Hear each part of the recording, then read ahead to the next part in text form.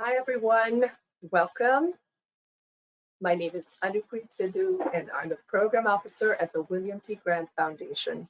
I'm joined today by our Senior Vice President of Program, Dr. Kim Dumont, and our communications team, Lenore Nair and Billy Hunter.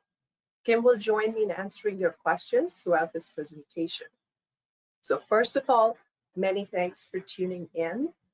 Today's webinar will focus on improving the use of research evidence in ways that benefit youth. And I'll share some insights into what we look for and how we evaluate applications. The slides from today's presentation, they'll be posted in a couple of days, so they will be available to you. And before we get started, I want to share a few logistics about the webinar technology that we're using. First, you can hear us, but we can't hear you, and you can't hear one another. That said, you're welcome to pose questions through the question inbox within the GoToWebinar. There will also be two occasions during the presentation where we'll respond to some of the questions, but due to time constraints, we may not be able to answer them all. We'll do our best though. Second, you can listen either through the computer or the phone. Either way will work, but we have found the most reliable way is to listen on the phone. To do that, just click on the telephone button on the webinar that mutes the audio coming from your computer. So with that, let's get started. So I want to share the roadmap for today's presentation. We'll begin today's webinar with a brief introduction to the William T. Grant Foundation and our two focus areas. I will then discuss our initiative on improving the use of research evidence, including some background for this work, key lines of inquiry, and some examples of our previously funded research. We'll then pause for a few questions. In the second half of the webinar, I will provide an overview of our review process for major research grants and offer some tips about what we look for in letters of inquiry. And I will highlight a few resources that you might find very useful. We will again have time for a few questions. So let me give you a little background. The William T. Grant Foundation was founded in 1936 as a private grant-making foundation by William T. Grant, the owner of a chain of 5 and dime stores. Since our creation, the foundation has worked to further understanding of human behavior through research. We do so by supporting high-quality research that is relevant to policies and practices that affect the lives of young people ages 5 to 25 in the United States. We fund about $8.5 million a year in major research grants and about $15 million across all our grant programs. We award research grants based on our two focus areas. First is reducing inequality, and second is improving the use of research evidence. Our Reducing Inequality initiative was launched in 2014, and its defining feature is a focus on responses to inequality among young people in the United States, not its causes or consequences.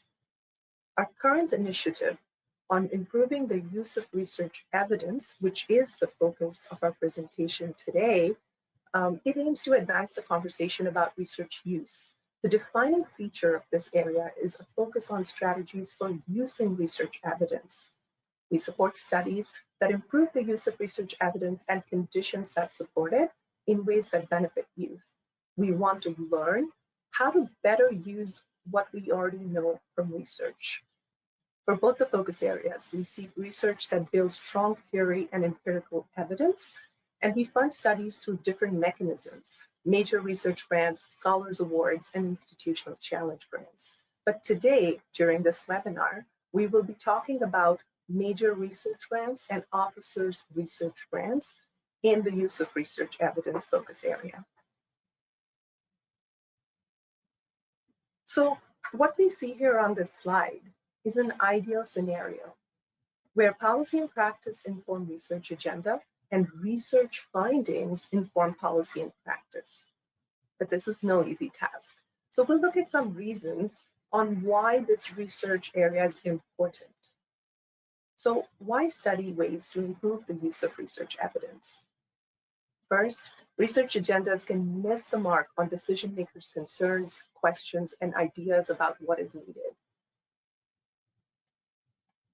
We assume knowledge and tools from research will improve decision-making, policy, practice, and ultimately youth outcomes.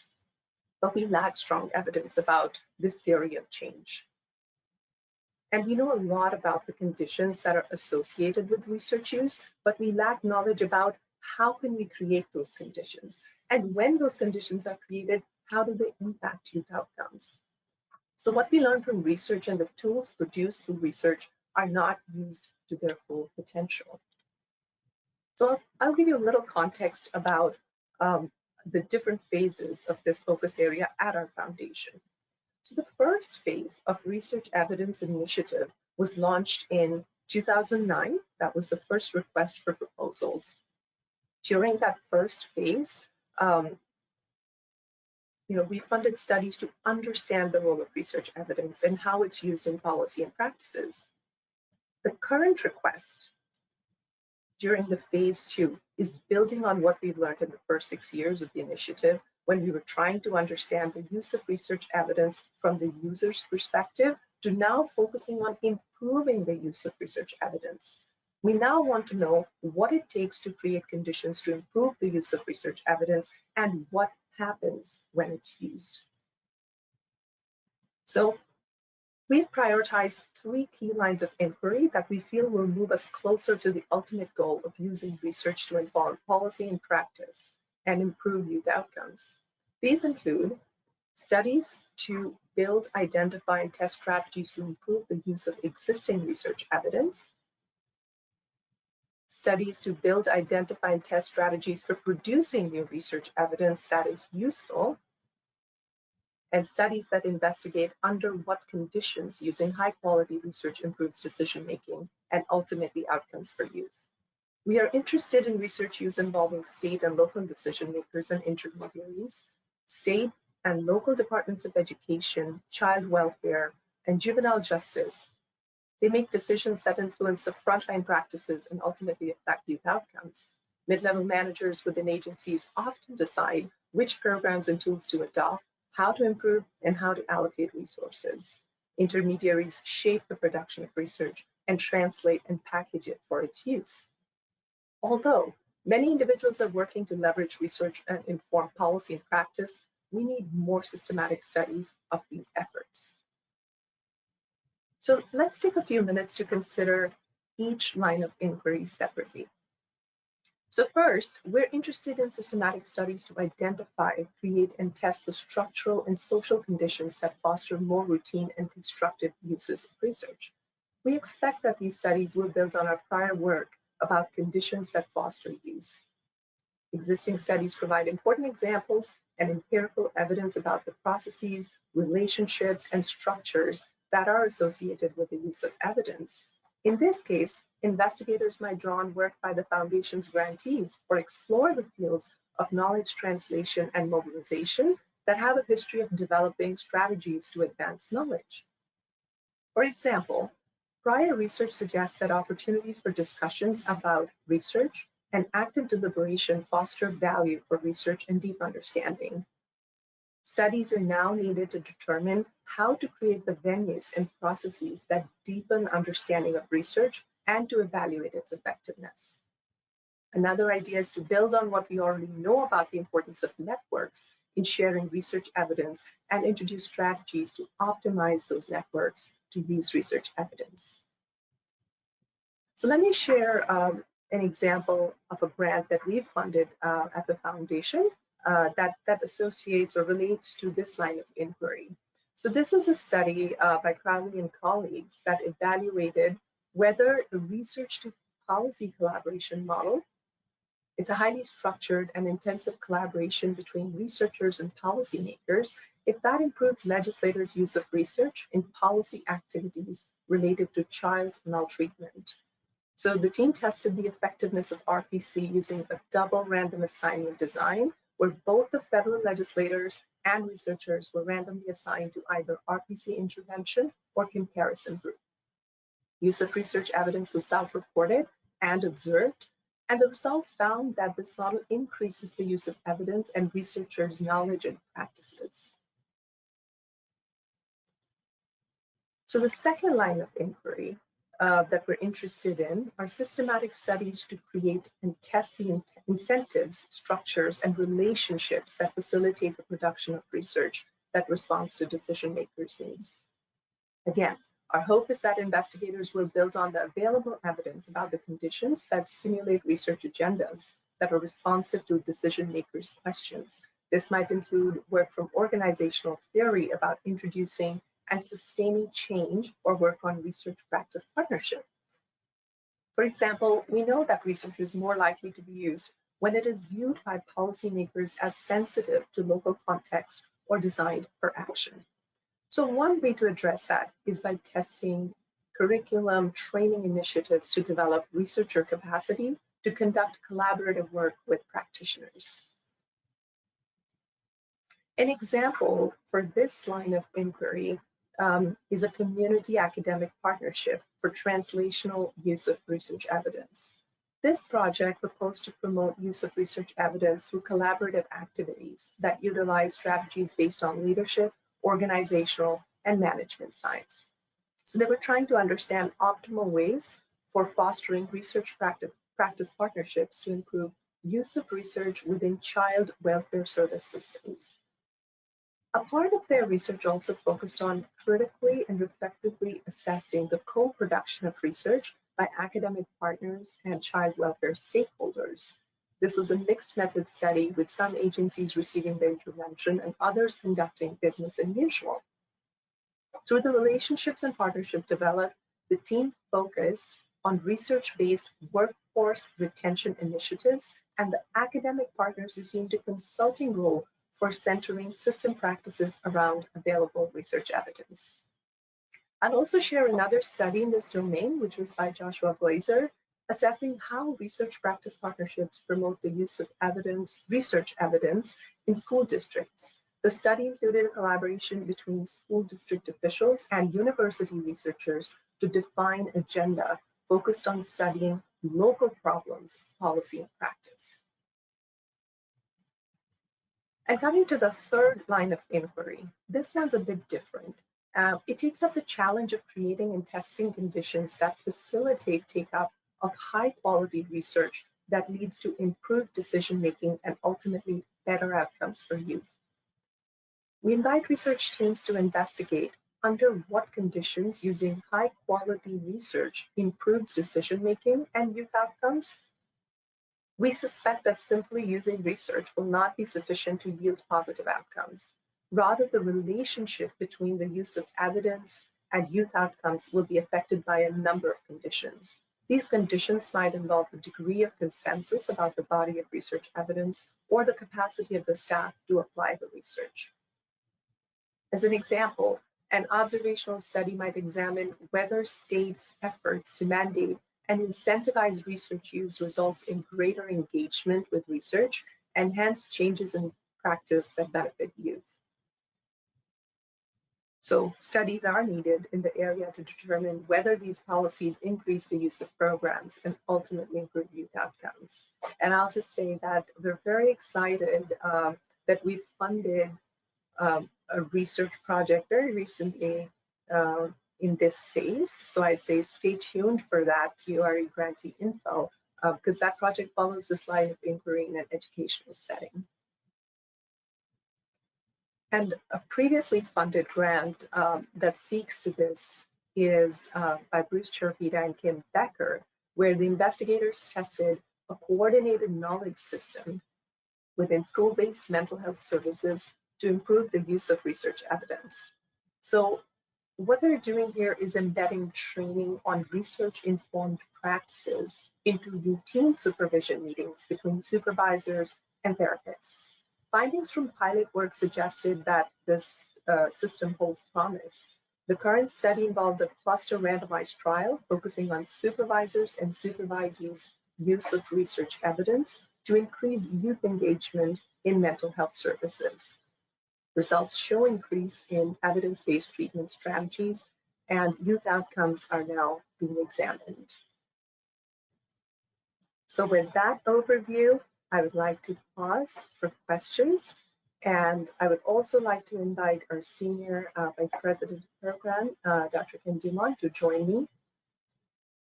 Hi, Anu, and thank you for that great overview of the Foundation's interest in the use of research evidence and the examples of some of the work. We have a number of questions coming in, both through the online live feed and through the registration questions. So let's start with some of the basics. There's a number of questions around the definitions. How do you define research evidence? Do you see is there a difference between research use and use of research evidence? So let's start with those two, and then I'll give a little more difficult one. Oh, great. So thank you for that. And I thank everybody who's engaged and submitted their questions. So the question you're asking is a fundamental one for especially this focus area, because it's very important to understand what type of, how do we define research evidence, right?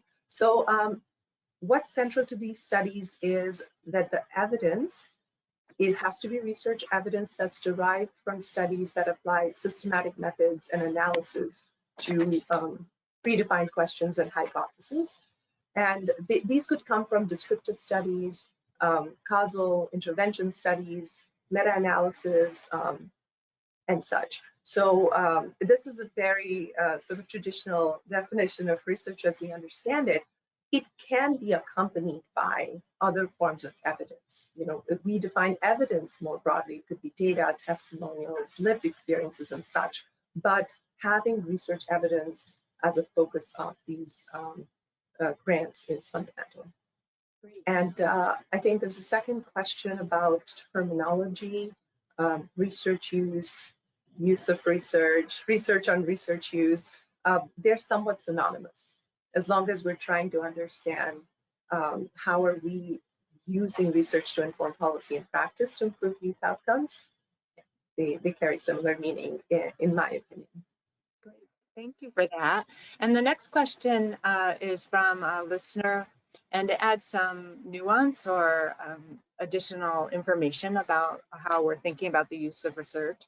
And they're wondering how you would characterize the use of existing research in the fields of translational research, implementation science, targeted dissemination. So do you want to respond to that? I think you can carry the thread forward and maybe respond to this one. How about that? Sure. So there's a lot of overlap between these different fields: translational research, implementation science, targeted dissemination. The way that, and perhaps Billy could put in the chat the essay that Lauren Suplee, Allison Met, and Boaz or Catherine Oliver recently wrote, that actually takes this exact question, looks at the intersection between implementation science and the use of research evidence and what they can learn from each other. There are some differences in how they're practiced, even though the intent of all of the fields is to engage with what we know that's learned from use in research to improve outcomes in policy, in practice. I'd say that the William T. Grant Foundation's focus is distinct in that we limit our studies to the use of research evidence among decision makers, among midline professionals, those who are in decision-making power to allocate resources, to think about guidance, to define roles, to invest in supports for the use of research evidence. So we kind of identified a niche within these other areas of work where implementation science has really been focused on the intersection with frontline practice in terms of teachers taking up evidence-based programs or individuals in child welfare settings using particular protocols, and so more focused on what we would refer to as the front line. One other question that I have that people are asking about, kind of, would it be appropriate to study? And so one question is about whether this is an appropriate mechanism for funding research in policy analysis that influences policy changes. So the short answer is yes, but there are some caveats there. The studies have to focus on studying how research is being used to inform policy. So we're really interested in the mechanism of how, to what channels, under what conditions research is making its way into policy decisions and policy decision making. And you can study the impact of that. So that's a very crucial piece. And I think we just talked about what research entails. So broadly, yes, it's absolutely appropriate space. We just have to make sure that the questions are framed along the lines of inquiry that we just discussed. Great. I think we'll take two more and then we'll move to the next section. So the first question is whether many of the examples that you provided focused on public sectors. And the question is whether we are interested in the use of research evidence in private sectors and ways that might be leveraged to improve outcomes for young adults. So Anu, why don't you start and see if you could answer this one, and then I'll weigh in as well. Sure. I think broadly, as long as the settings are youth-serving institutions that are, that the youth are interacting with, child welfare services, educational settings, healthcare settings, those are responsive. We see a lot of this research being done in the public sector. But I think it would be great if you could weigh in on the flexibility that we have around, the public and private sector, the boundaries there. Yeah, it's a great question. And I think that in theory, we are certainly open to the use of research evidence in textbooks. That's a great place where youth are affected. The idea here is that we're wondering if the decision makers are engaging with that evidence. So there may be different ways of presenting and creating engagement strategies around the curriculum through the private sector. So in theory, I don't see any problem with that. I agree with you that we have that flexibility. Another question about our flexibility is to what extent we've been focused on the use of research improving youth outcomes, and people want to know if we would be interested in evidence use that does not improve outcomes. And so the way I'm thinking about this, and perhaps you could add on, Anu, is that it's a question, and we welcome those empirical studies that's saying if we take the approach that we think based on theory or some pilot work should improve outcomes for young adults, will we see that difference? And the answer may be no. And actually, one of the studies that Anu gave as an example, the team learned that while the study was effective for generating a research agenda that was shared between the public agency and the researchers, it was less effective as a strategy for using that research. And so we're certainly open to that possibility.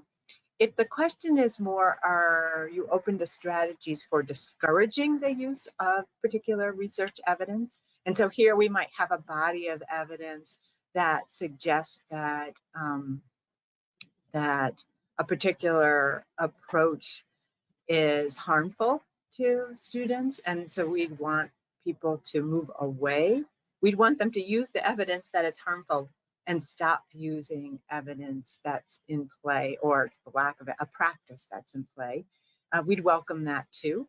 But I don't think we'd start from the point of, we know this isn't going to make a difference to youth outcomes, so we're going to study it. Got it. Thank you, Kim. I think you covered the ground on that one, so okay. Appreciate it. So why don't you move on to the process of applying? That's where several of the next questions are, and then we'll move from there. Sounds good. Thank you.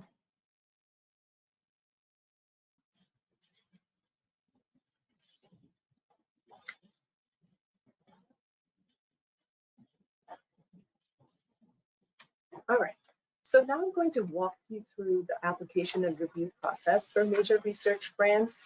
Our focus on improving the use of research evidence, which I discussed in the first half of the webinar, it can be pursued in both our major research grant program and through our Scholars program. The guidance on Scholars program is separately released, so I'll focus entirely on the major research grants and officers research grant. So the remainder of our webinar will present the review process for major research grants program, and we'll highlight some of the qualities that we value in proposals. So the first starting point is a letter of inquiry. So once you've determined that your research is responsive, you're required to submit a letter of inquiry, which includes a 5-page narrative. We think of it as a mini proposal that defines the study's key research questions and hypotheses, describes relevant literature and the motivating theory, and offers a concise overview of the sampling strategy, methods, measures, and analysis plan. Requests for improving the use of research evidence can range from $100,000 to $1 million, and they cover an award period of 2 to 4 years. The upper limit of $1 million reflects our interest in receiving bold research projects that are well positioned to advance the field. Budget requests should consider the scope of work and proposed research design and data sources. And also highlight that major research grants are accepted, letters of inquiry are accepted 3 times during the year, and officers' research grants are accepted twice. Applicants sometimes ask for help while they're developing their letter of inquiry, but I just want to be upfront. We're a small staff, and generally we're not able to conduct phone calls or one-on-one meetings or review proposals ahead of the LOI submission. So what we recommend is that you engage with the materials that are posted on our website before you submit your letter at one of these deadlines. So applicants are also interested in learning about the specific reasons why the proposal wasn't invited.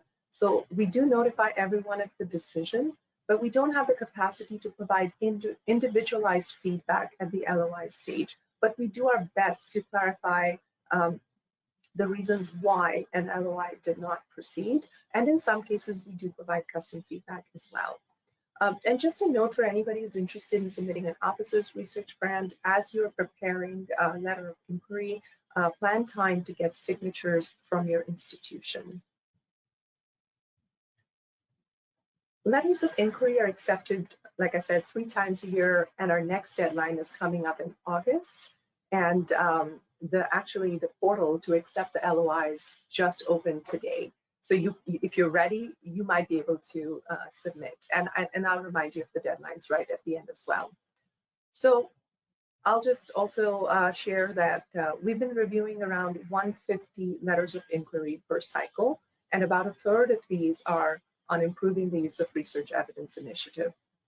All submissions are done electronically, and they're reviewed internally for eligibility, fit, and quality. So let's start with eligibility. So when a letter of inquiry is submitted, the first step is, first hurdle is getting over eligibility. So eligible applicants are employed at a tax-exempt organization who are seeking funds primarily to support research activities. Our research grants are not intended to support an intervention or services only. There has to be a research component, and the projects must be relevant to youth ages 5 to 25 in the US. The next stage of the process is the review of the full proposal. So within 6 to 8 weeks, a decision is made on whether we're inviting a full proposal based on your letter of inquiry, or you will receive a decline letter.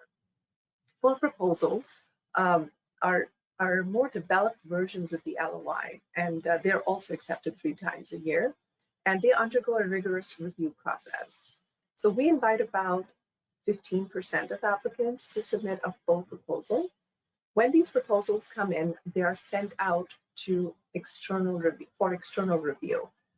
For our use of research evidence portfolio, we invite 2 to 3 external reviewers, and typically we recruit 2 reviewers for their content and methodological expertise, and a 3rd reviewer from the relevant practice or policy area, who could really speak to the practical implications and the feasibility of the study. So these reviews, after they come in, they help inform internal decisions about which proposals will move forward. The promising proposals are reviewed by 2 members of our senior program team.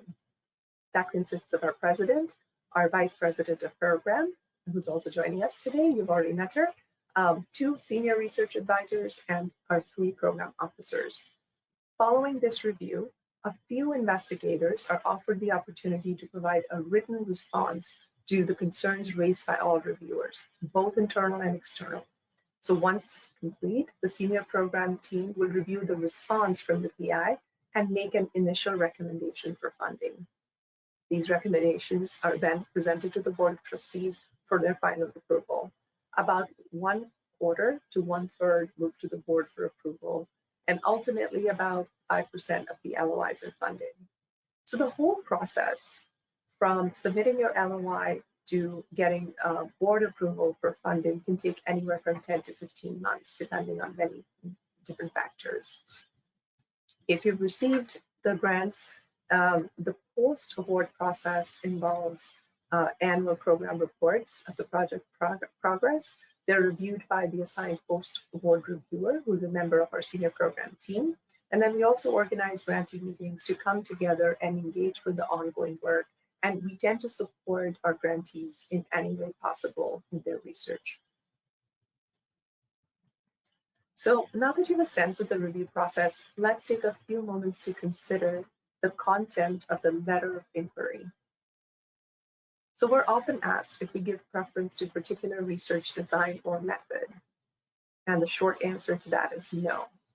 Instead, the research design should fit the questions and provide credible evidence to support or challenge hypotheses about improving the use of research evidence. In this case, the 3 lines of inquiry beg a range of designs, from experimental and observational designs to comparative case studies and systematic reviews and different study types. So we welcome descriptive studies meant to clarify the mechanisms for improving research use. For example, we funded William Firestone and Joe Perry to investigate changes to the education doctorate as a possible strategy for bolstering school district leaders' capacity to appraise and use research evidence. The team examined whether and how the pedagogies and instructional practices used by the training programs help future education leaders develop the skills to assess the credibility of research and use it to define problems and design responses in their workplaces. We also welcome intervention studies that examine attempts to improve the use of research. For example, a randomized controlled trial might test whether an intervention that provides schools with technical assistance and coaching on the use of research evidence is more likely to lead to the adoption of a research-based program. For both of these study types, an additional consideration is the need for longitudinal designs that allow for prospective data collection about research use. For example, longitudinal work could reveal whether a strategy creates sustained use of research evidence even through times of transition and staff turnover. And last, we also welcome measurement studies. We recognize that the 3 lines of inquiry may require the modification of existing measures and development of new measures. For example, hypothesis testing studies designed to monitor changes in the nature or degree of research use as a result of manipulations, they need measures that are sensitive enough to capture changes in the use of research evidence over time and across conditions. It is open question whether or not existing measures are equipped to deal with this challenge. If proposing work to advance measures, applicants need to present a strong theoretical and empirical rationale for the focal constructs to be measured. They need to share their plans for establishing the tool's reliability and validity and lay out the plans for refining the measures. Teams also need to demonstrate the utility of the tool beyond their proposed study. So how does it really add to the literature and other studies? And I'll just add just one example. In the first phase of the initiative, we supported work by Larry Polenkis on the development of a structured protocol to assess how different stakeholders understand research and their level of engagement in acquiring, evaluating, and applying research evidence in social service settings. The tool can help agency leaders understand when research is called upon and how it is shared. The protocol will also help researchers monitor the use of evidence in social work practice and understand the conditions that support its use. So second important consideration concerns a construct that is central to every research project in this focus area, the use of research evidence. So we encourage applicants to think critically about how your research team will conceptualize and measure the use of research evidence. And the first step is to define research evidence. And I know we touched on this during Q&A just a few minutes ago, but I think it's important, so I'll reiterate it here. So we define research as empirical evidence derived from systematic methods and analysis. We do not equate data with research. The second step is to convey how you're conceptualizing the use of research evidence. Are you interested in studying direct application of research to decision making, conceptual influences on how decision makers think about problems, of strategic uses to justify existing stances? These ideas should be situated within a larger theoretical framework, and this will inform efforts to build and test theories on how to create change. Equally important is offering an operational definition of research use and stating how this will be assessed via the study's measures and analysis plan. It should be easy for reviewers to discern the type or types of research use you are studying and how you will measure and analyze research use.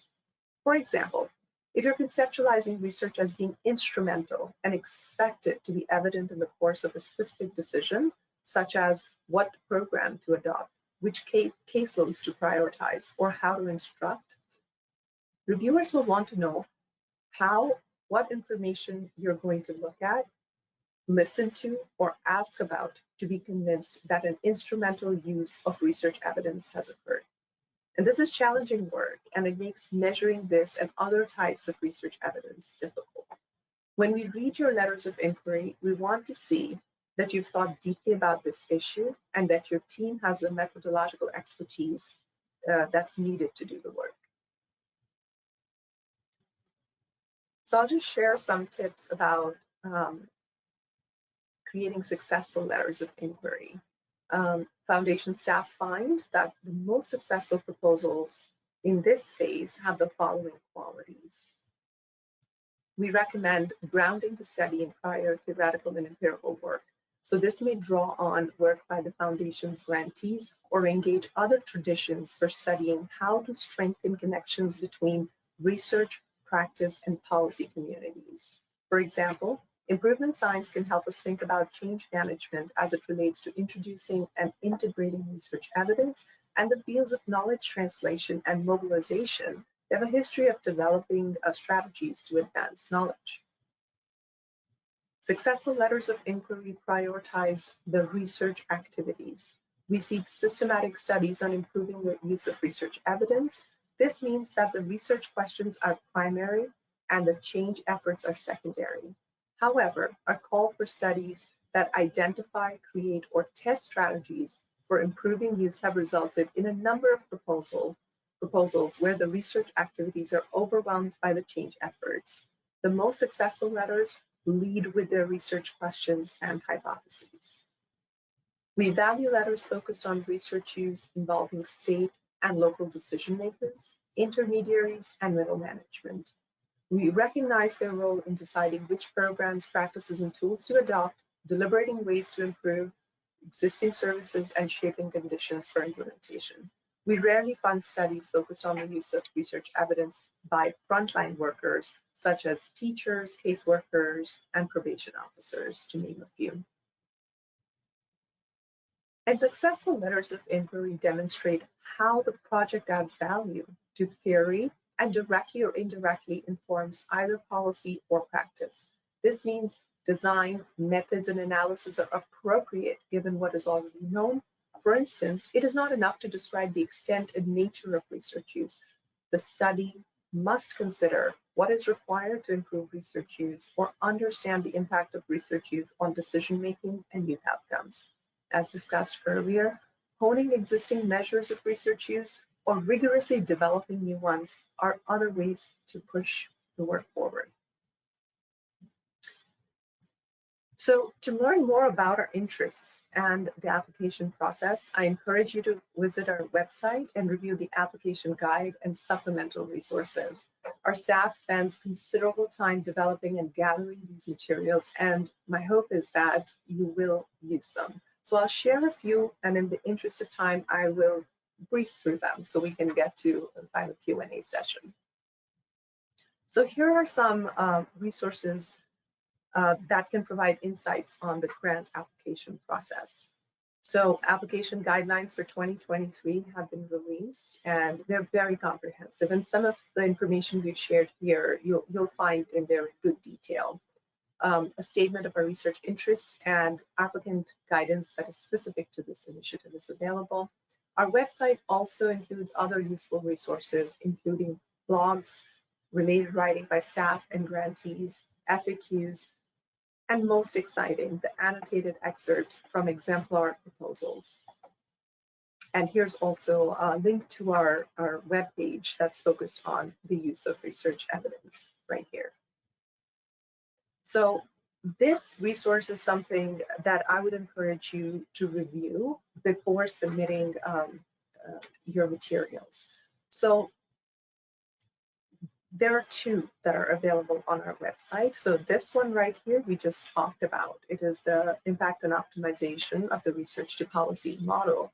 And what you'll find in these annotated proposals is that we've clearly highlighted key strengths of these proposals and what our staff likes to see in successful applications. So as you'll see here, the proposal includes an explicit definition of research evidence. So it'll highlight areas that have really provide a good level of detail. And here you'll see that the section provides a strong example of how to connect the proposed work with prior theory and empirical research. Here's another important resource that you'll find really valuable when you're thinking about the study design and the methods that align with it. So the use of research evidence repository of methods. It's an open resource for the use of research evidence community to share and learn about research methods used to understand and improve the use of evidence in policy and practice. So it's just a comprehensive guide of all the methods. There are study protocols that are also available. So please utilize this resource. And here is one of our recent and very exciting opportunities to engage with this research area further. So our Senior VP, Kim, will be hosting a series of conversations to dig deeper into these ideas, so these substantive ideas.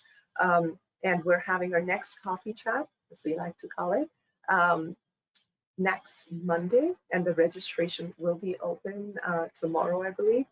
So that coffee chat will be focusing on some lessons that we've learned from our research portfolio. So you're welcome to register and join in.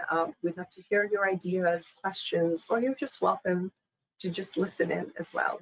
And I think you'll find some really interesting and valuable ideas to shape your research if you're thinking about pursuing this line of research. And here's another program that is really valuable if you're an early career researcher, which we define as someone within 8 years of receiving your degree. This is an opportunity to get involved with URE at our foundation. It's the Early Career Reviewer Program for researchers who'd like to learn more about the field broadly, and more specifically about grant writing and our peer review process. So, if you apply and you're accepted, you serve as peer reviewers on our use of research evidence proposals, and you receive personalized feedback on the submitted reviews and have access to reviews by senior peer reviewers. The great news is that the applications for the ECR program, or the Career Reviewer Program, are now open. And we'll also send out more information for all our attendees today in case you or someone on your team is eligible and interested in pursuing this. And I'll also say that we've had 2 cohorts of ECR so far, and 2 of our previous reviewers just received officers' research grants during our last cycle. So that's super exciting. And last, I just want to emphasize that across all of our programs, we strive to support a diverse group of researchers in terms of race, ethnicity, gender, and seniority. And we encourage research projects led by African American, Latinx, Native American, and Asian Pacific American researchers. We welcome multidisciplinary, interdisciplinary studies, mixed methods approaches as well. And last, I'll say that we welcome resubmissions. So if you've received feedback from a prior year, please use it to strengthen your application and come back. We see a lot of our resubmissions get funded as well. So at this point, I will pause and invite Kim to continue our Q&A. Thanks, Anu. Let's start with some questions. Oops, you went away. If you could come back on screen. Some questions about the logistics, and then we have additional questions around the focus areas that I'd like to come back to. So just to reiterate something you said, we have a number of questions that were submitted prior to the webinar about reaching out and having a conversation with the program officer. And can you just directly speak to that? Sure. As much as I would like to have a conversation, it is not possible. We're a very small team, and we would like to engage with the LOIs that you submit. It's just not possible for us to conduct one-on-one conversations or provide any sort of feedback before the LOI submission. So as I said before, I'll just reiterate that we have a wealth of resources. Make sure you review the application guide, annotated proposals, come engage with Kim, have the conversation, bring lunch, coffee, whatever, and then utilize the feedback that you receive from the LOI process. Great. And just to be concrete, the foundation staff, for those who don't know, is 19 people. We receive about 150 letters of inquiry each cycle. Most of those are for the Reducing Inequality Initiative, but a fair portion are for the use of research evidence. And so as you can see, as Anu said, we're often busy reading the letters of inquiry, and it's difficult for us to also have conversations prior to submissions. So that's great. Another question we have is, or a series of questions about who can apply. And so one question is, do you have to be based in a university to apply, or can you apply from a community-based organization, a nonprofit organization, or a school system? And I think we agreed that I would start with this one. And there are no restrictions on where you sit when you apply, but as that Anu pointed out in one of the earlier slides, you need to make sure you have assembled a team who can pursue the research questions and activities that you've proposed. So we welcome applications. We had a related question about which universities we fund, and somebody made an observation that there are a lot of R1 institutions that were receiving funded. So I went back and did a little check to see what that is the case, and of 29 institutions that we've funded in the last few years, 28 were R1 institutions. But we do welcome applications from all institutions. What happens is people see that pattern, and so they may not apply from the university that they sit at. And part of it is we really welcome ideas and theory, perspectives, relationships from all across the United States, from universities and colleges, and we encourage you to submit your application so we have them to review. A new question for you is, when assembling the one-page CV that accompanies the letter of inquiry, are there features or approaches or tips for what should be emphasized in that one-page CV? Oh, sure. Thank you for the question, Kim. For a one-page CV, what you're trying to do is make a very strong case that you are the right person to conduct the research that you're proposing to do. So my recommendation would be, in addition to the education, to include publications or grants that are speaking to the research that you're proposing to do, that sort of demonstrates that you've either conducted similar types of research study pursued similar questions, but if you haven't before, at least it really portrays your experience as a researcher strongly. Any publications and any other presentations in the space.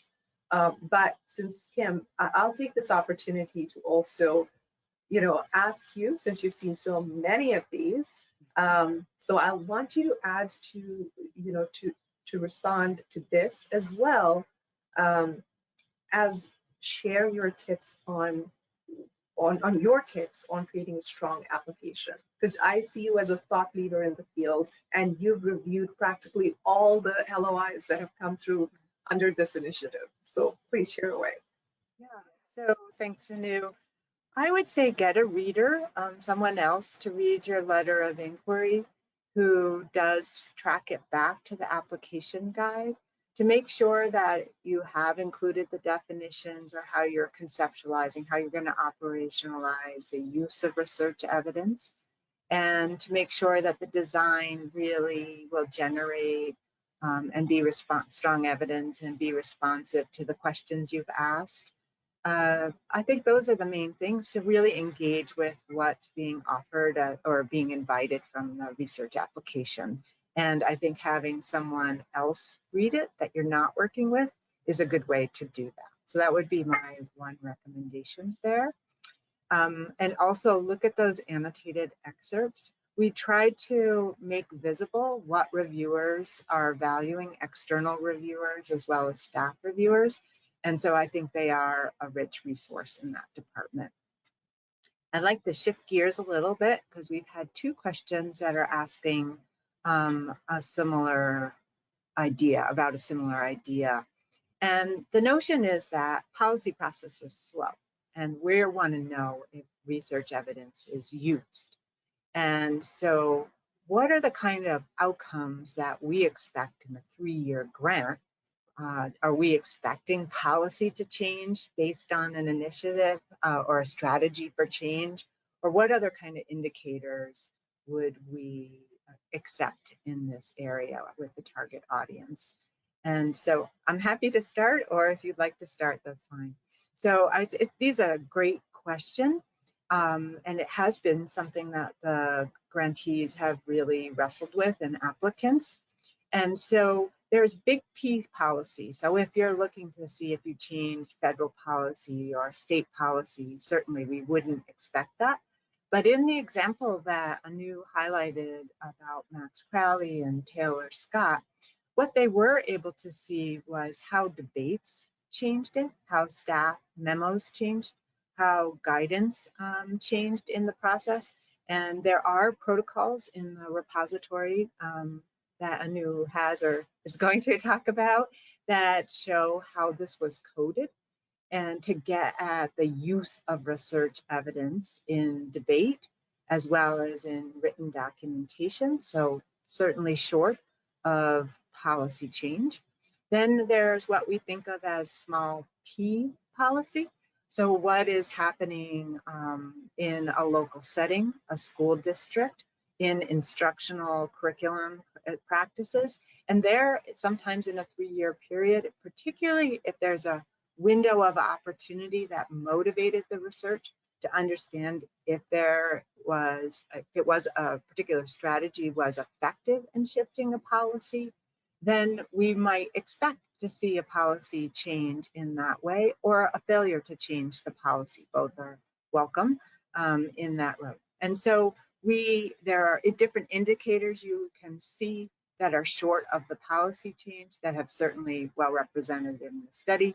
And I encourage people to look at the methods in the repository, because they have a host of indicators that have been used for these more proximate or more immediate outcomes. Okay. Yeah.